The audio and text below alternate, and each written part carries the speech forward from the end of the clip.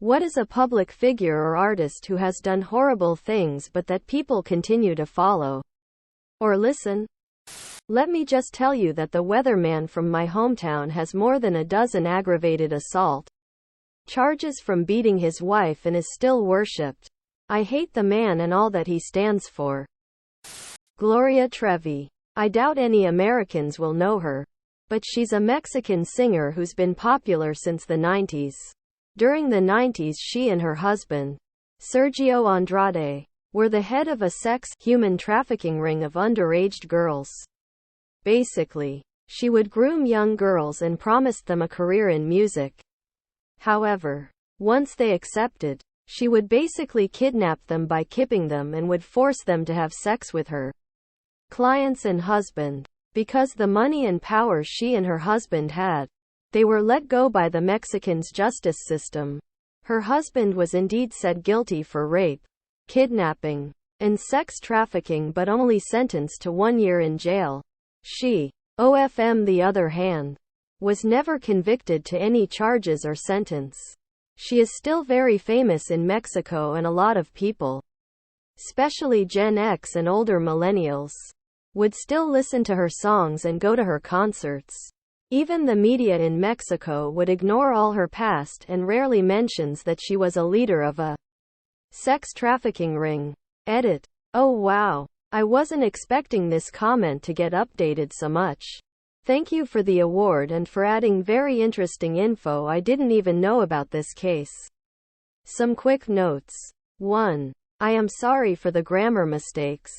English is not my first language and I tend to make these often. For all of those who were wondering what kipping mean, I was trying to say keeping, meaning that Gloria Trevi would not let the girls escape from one of her houses. Thank you for being patient with me on that. 2. Thank you so much for adding very interesting information I didn't know. For example, I wasn't unaware of her arrest in Brazil, the mysterious death of one of her kids, and the birth of one of her kids when she was in jail in Brazil. This is pretty niche compared to everything else being mentioned, but fantasy authors David and Lee Eddings, starting in the 80s, they wrote a few popular series of what would now be called YA fantasy. But prior to that they were both found guilty of severe physical abuse of their adopted son and had both their children taken from them. David actually wrote his first novel while in prison. The abuse was unconscionable. https www.newspapers.com/image/940187775/ clipping_it equals 2,768,515 and FCF token equals EYJHBGCIOIJIUZI1 NI is in R5CCI6IKPXVCJ9. EYJMCMVLLXCPZXCTA-WQIOJK0MDE4NZC1LC JPYXQIOJE2 NSODGXNZCSIMV4CCI6MTY3NTI3NDU3N30 Giite Dinyl Favil 8 NHPK3HVQ9RNLIFB_Q36S8JXYBJW. They kept a 4-year-old boy locked in an improvised cage under their basement stairs, with crude bed that had restraining straps, no source of light, a makeshift bucket for a toilet, and tools used to harm him like a large needle and a paddle or strap that they beat him with. They were arrested, found guilty, and each served short prison terms. They went on to write several best-selling series of fantasy novels, including The Belgariad, The Malaron, The Elenium, The Dreamers, and The Tamuli. David died in 2009, and most of their fans don't seem to know anything about their history of child abuse. She's no longer alive, but Coco Chanel is still seen by many as a cultural and fashion icon. But my gosh, was she a nasty piece of work. During her life she sold her failing business to the Jewish Wertheimer family, who built it into a successful and profitable perfume house. She then turned them in to the Nazis and had their assets seized and transferred back to her as a pure Aryan, achieving sole ownership of the company. She worked with and for Nazi intelligence throughout World War II and had a hand in several anti-Jewish and other intelligence operations. When the Nazis fell, she gave free perfume to GIs to bribe her way out of immediate incarceration. Fleeing to Switzerland, she ultimately escaped punishment after the war as Winston Churchill directly intervened on her behalf. This was allegedly due to blackmail, as she had knowledge about high-level politicians, members of the royal family and their close Nazi connections that would have been disastrous were it be made public. She died an old and very rich lady revered by many, with the full details of her horrible past only really coming to light after she died. Edit. People have pointed out that the Wertheimers managed to cleverly stop her gaining full control during the war and had their ownership returned afterwards. Thanks for the correction, folks. Ezra Miller should probably be in jail.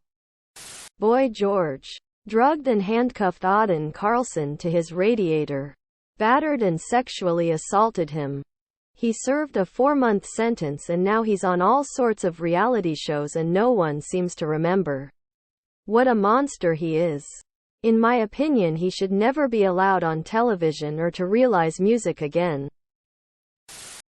What's a celebrity with absolutely zero controversy?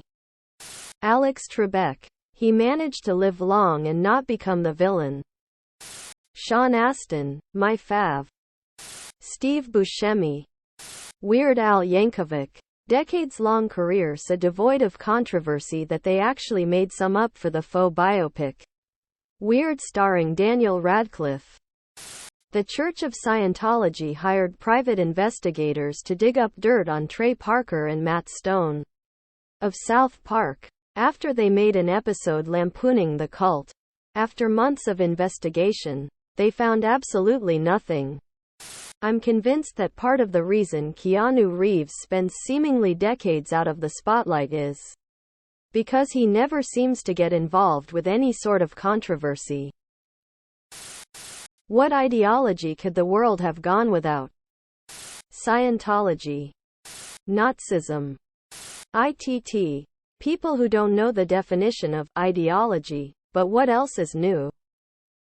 Fascism. Anti-intellectualism.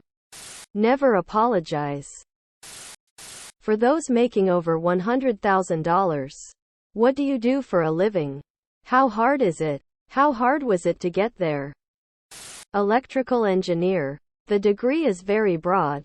But I'm personally in a lab all day validating and troubleshooting hardware components. The job pays well, relative to how much my college tuition cost. $30,000 total. I normally put in 8.5 to 9-hour days, and rarely work any weekends. The benefits are very good.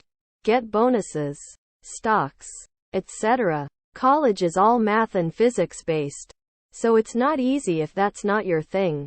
I'm pretty average though. Just have a ton of drive and never gave up and made it through with a good GPA. A lot sacrifices and all-nighters in college for sure. In my last 12 years out of school, I've never once been stressed of not being able to find a job. You can go into anything from power distribution to tech to theoretical research with an EE degree. I'm an air traffic controller. I did this shit in the Navy and now I've been doing it in the civilian world for 23 years. 400 plus hours of overtime last year just to make sure planes made it in and out safely. Rag on me as you will about your tax dollars. Bruh. I just stumbled into this shit. I was working as a contractor doing hazmat tanker work in a coal mine. And I had to relocate to be the adult my family was in desperate need of. While looking for jobs and putting a friend through CDL school, I stumbled across a job listing for CDL drivers for a company that was paying $75 in HR for the First year, I was able to leverage my MSHA and hazmat experience despite having zero specialized OTR work. It was some oddly specific shit that required permits and training I most certainly did not have. And boom, went from about 30 in HR to 75 an hour practically overnight. I prepared myself for massive pay cuts, huge surge in expenses, and living basically broke. And instead I was able to brute force 90% of my family's problems over a single year. The job opening was just dumb luck. And I just happened to fit the bill for experienced driver. It was an extremely lucrative position. The sort of position that 500 people apply for once every 5 years. And I just lucked out. I was one of 50 picked in a raffle from the list of applicants. I was one of maybe a dozen called back for a second interview. I was one of 3 that was able to clear the first 3 months trial run. And the only one that didn't get run off in the first year. I will never get this fucking lucky again.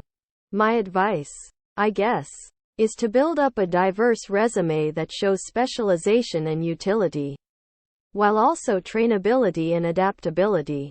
I went in as an MSHA hazmat driver that specialized in extremely compromised road conditions with Level 1 firefighter training and another 4 years of oilfield work basically driving a bomb.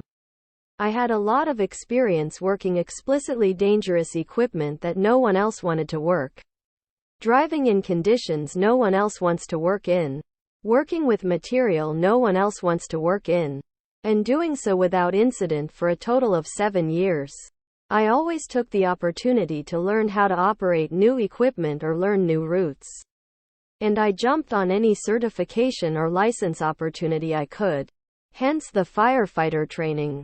So when a really lucrative job showed up on my doorstep, I was able to clear the initial selection process and get my foot in the door.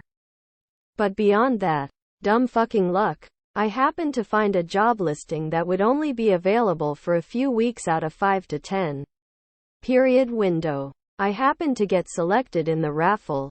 I happened to clear the top 10 list in the initial application process and only a few others happened to have comparable experience. I will probably never get this lucky again. I practically won the lottery and I doubt I could replicate it. So no drug dealers on Reddit then? I was an IT manager for a few years. Good pay but really hated it. Started in tech support and worked my way up. Scientist, it's a bitch every day and took me 15 years. Data analytics. Learn SQL, have a 4-year degree, and be very curious. That's about it. Subscribe, my brothers.